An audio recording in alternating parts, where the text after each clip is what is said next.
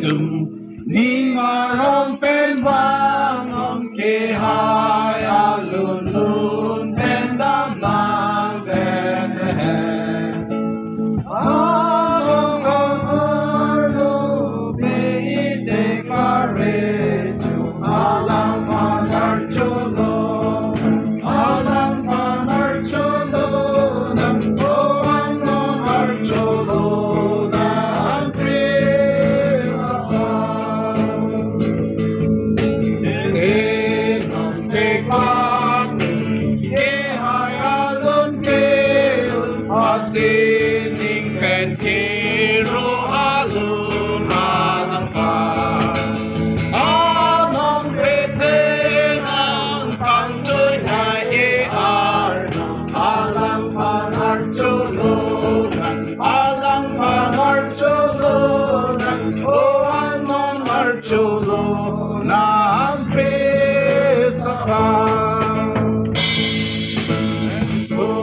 nang pahir ni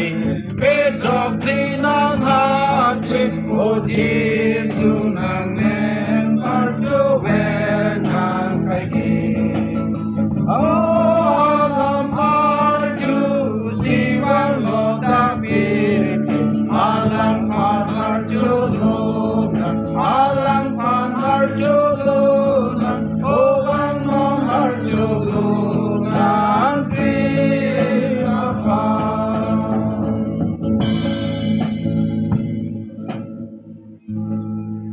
anak Europe is na alam siya kangen so the perfect sining attack do nito mako na born itum nang chinghan perfect asupon tum hem Kristo Kristo men pen itum nang lo bangsulo ini nitum dak jan mandali bihe ka song same nang lam hateng pen itum ikroi tingkam ka chior thek jak phan itum ka bor ialong nang tumalong ang dodon si ini ako hot nang sopo Jesu Kristo pirte ka hache arni tum daga ching hon don rap jopojir pi mondoli si nitum prejam adim do pen same chitong long pen nang phan kiro karcho la pen itum nong lam hai che than long la pen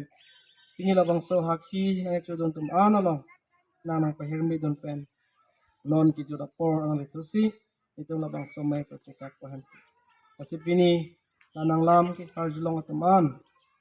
hem dam unusami chimat hadam pen apusona kang hon arnam kumasidu uchi chini dam la nang phan kiri thekji la nang phan kideng thekji le nang halang pen phaning din sotha timala bang so pir the ke alom so phan adim cho akai par akai phan kali bonta chithe la pen ito makar jong ki akai par akai phan asinang phan ki kroy la pen kideng tamana phan ki kijut ne chithe nang thik tang lo na kicha kalam pen tum kola asinana por makado kawe ajay me patang sin itum labang sama ke chakji importa me hempu ada ching hon inot angger lim charis so hansepi alang le pirte ka hache arni nikan po arta ki choklo asila alang li pansame na mesen opran pen gibi pen pot na phan chor pa tiklo rang jani an same nang kang jin so pen le alang li phan rai kom don tha iso gil e magor makrem ihino jakong an pen pe jok dun ra nang beng kong arom le alang li phan kai ki ta chin nom pon thang ni kola ko song sina phan ro nang nang ka thi long ji asipini itum nang phan kiro karcho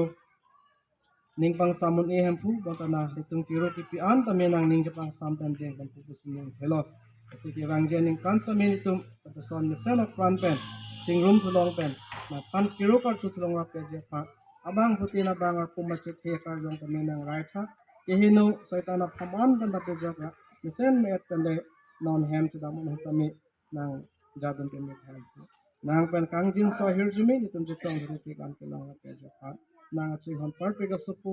itum pa pen ki thila pen ki thu na zara Jesu Kristo men te sin na tu pen amen.